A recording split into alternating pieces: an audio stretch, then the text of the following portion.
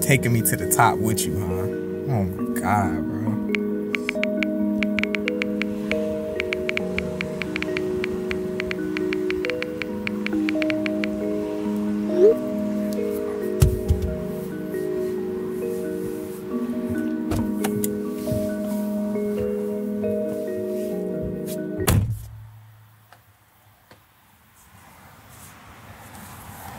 Yeah, good looks, bro. Appreciate you. Hi. Hi.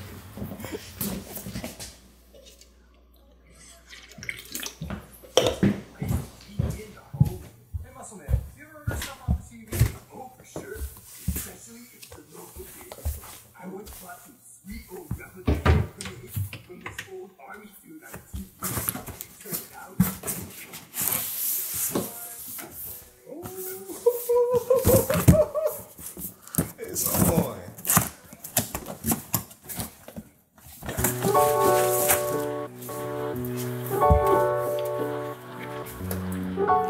Yo, look, bro. Listen, I got an hour maximum, not a second more. I gotta get this edit done, yo. Not a second more than an hour.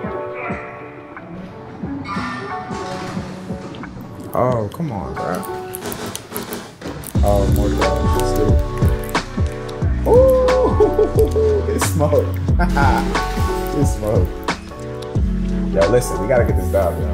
We have to get this done. That's painful. Oh.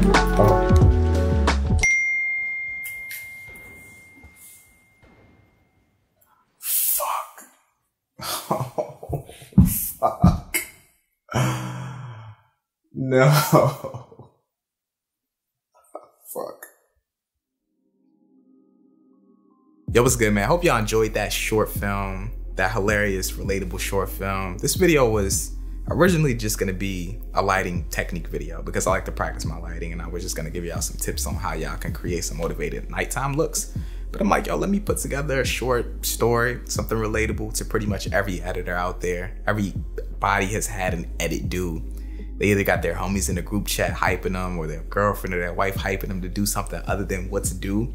You give them a certain amount of time, like, yo, I got an hour, let's do it. And then before you know it, you're pretty much up to that due time. So that was just me creating a short, relatable story. I hope y'all enjoyed that. But throughout the rest of this video, I'm gonna be talking about production. I wanna talk about pre-production, the planning of this project. I also wanna talk about lighting, obviously, because that's what's initially even sparked this concept for this video. So let's just dive straight into it. I did all of the pre-production for this project inside of Milano, which is the sponsor of today's video. I know y'all hear sponsor, you wanna skip through the video, but wait, chill. Because Milano's vital, and I feel like if you do any sort of pre-production for any of your projects, this is what you should be using. Inside of Milano is tons of things you can do. Now, I'll be completely honest, with this project, I didn't do much pre-production because, for one, I don't have a ton of dialogue. I didn't need to create a call sheet. I'm shooting at my house, it's just me and Tino. And I stopped pretty much halfway into my shot list because I had pretty much written down everything that I needed to do inside of my ideas for the project. But aside from that, it's a ton of things you can do on Milano. So with this particular project, only thing that I did was I used one of the pre-made pre-production templates, and that pretty much organized everything that I needed. I got a short description about my project. I got my ideas out where I basically just typed out everything that needed to get into the project. I got a mood board where I got all of my different screenshots inside of that. And on top of that, I have additional lists and sections where I need to put certain gear that I need for the project. And also have a shot list space as well. But other than what I did in Milano, there's so many other things you can do. Like you can create super in-depth shot lists. You can create call sheets. You can create swatches, color palettes for your project. You can create storyboards. It's so many things that you can do. And I really like Milano because it's just like a tack board. Other note applications that I've tried to do pre-production in, they're all linear, which means everything that you add in gets put under the thing that you added before, and everything that you need down at the bottom, you have to scroll to get to. Milano, you can pretty much customize this however you want. You could put things wherever you like them to be. And we're all creative. We all prefer different things a certain way, and I like that a lot. But if you just want to use their pre-made templates, they have pre-made templates for pretty much everything that you could even think of when it comes to pre-production or planning any sort of project.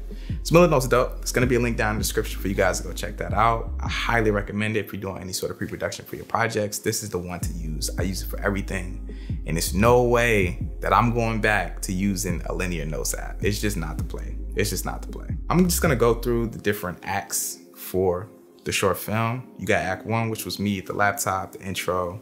Then you got act 2, which was me going to go pick up the PS5. And then you got act 3, which was me playing the PS5 and getting a notification from my client that like, yo, the video's due. All right, so for act 1, the lighting was super simple. All of these lighting setups are super simple, and I wanted them to be because I feel like when you have access to a ton of lights, you start to like overthink the entire process. You want to figure out a way that you could bring in every single light, and you want to figure out a way that you can make the lighting scene as dynamic as possible. But when it comes to short films and just films in general, I feel like the way to go with lighting is just motivated. Just motivated. Just look at the scene or the frame that you have and then try to replicate practical lights that are already in the scene. That's it. So with this act 1, to give us a nice background light, I just went in my backyard and turned on these string lights I have. And that just gave us some really nice lighting in the background. My house doesn't have any blinds in it yet, or like shades or any of that. So what I had to do is I had to go to Walmart and get some shears, and we just gaff taped those up in front of my windows because I didn't want to be able to see straight through the window, and I also wanted to cut down on some of the reflections that might have came with just having a bare window and then us using other light sources. So we gaff taped up the shears in front of the windows. We ended up turning on the string lights in the backyard, and then right off the camera, right in front of me, which is gonna be my key light source, we just have the Aperture 300X with the light dome on it and the grid to kind of help us direction that light a little bit. And this is kind of to just replicate the light of that's coming from the laptop. I know it's a big light source. I know it looks kind of crazy when you look back at it like 3 or 4 times and I tell it to you, but watching it, you probably didn't even notice it. That was my whole initial reaction. I was like, and I'm like, this looks kind of crazy. But when I watched the film in its entirety, I'm like, this actually don't look that bad. If I could do it again and I had the right resources, a couple of the things that I would have used in this for sure. I actually ordered a haze machine, a hazer, but it didn't come in time. And also a flag. I just wanted to flag off some of the light that was hitting the island in front of me that the laptop was on. Also would have added in another light just to lift the overall ambience in the scene. And another thing that I did absolutely wrong with this when I shot it, I accidentally shot it in Rec 709, which took away a lot of my dynamic range, and it didn't make the scene as dynamic as it was when I looked at it on the camera because I just somehow turned it off. I don't know what I did, but that was my mistake. You live and you learn, and it's great to be in these situations where you're creating a video without a client and you don't have the pressure. All right, so the lighting for Act 2 was very, very simple. This is the shots where we're in the parking lot.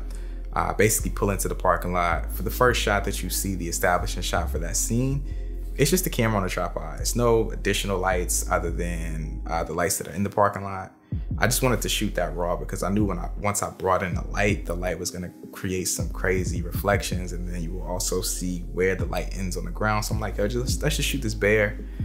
We lowered the f-stop down a little bit, and it came off fine. And when it came time to light this scene, the only light that we have was the Aperture 300X. I put on like the little tin that comes with it, and it's basically a flood, super wide light source. We put it on the stand and just shot it up in the air and shot it down at the car. And that's it. we got the camera and we shot on the shadow side of me, and it looks cinematic. You know, sometimes when you're doing lighting setups, you don't have to do the most. I brought tube lights with me in case I needed to fill in light or I needed to add additional ambience into the car, but it's like, with this one light outside of the car, it looked so believable. It looked so real. It looked like we didn't even have a light, and that's what you're going for when you're creating these films.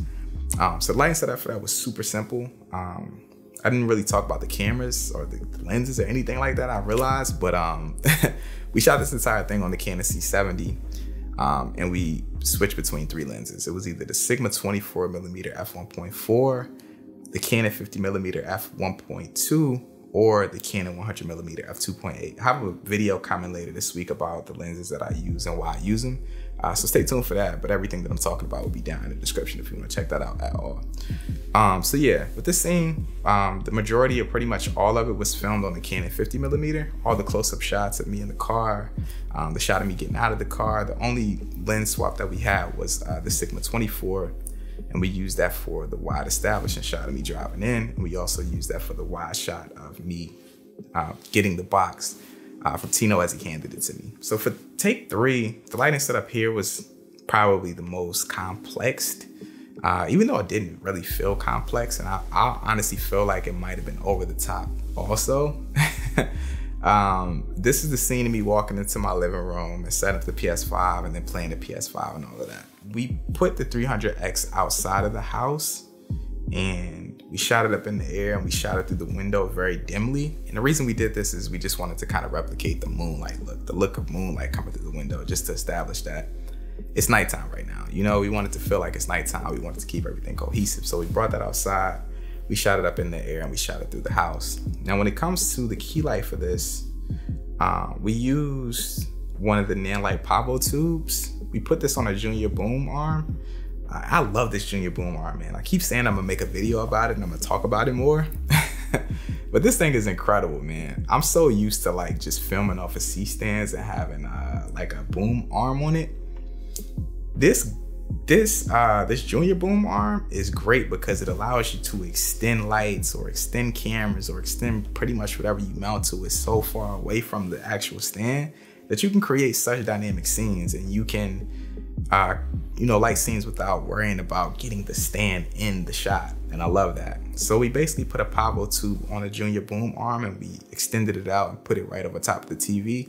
And this is just to replicate the look of the TV light in my face. And the last and final light that we added into the scene was just the Pavo tube right behind me on a C-stand, just raised up a tad bit.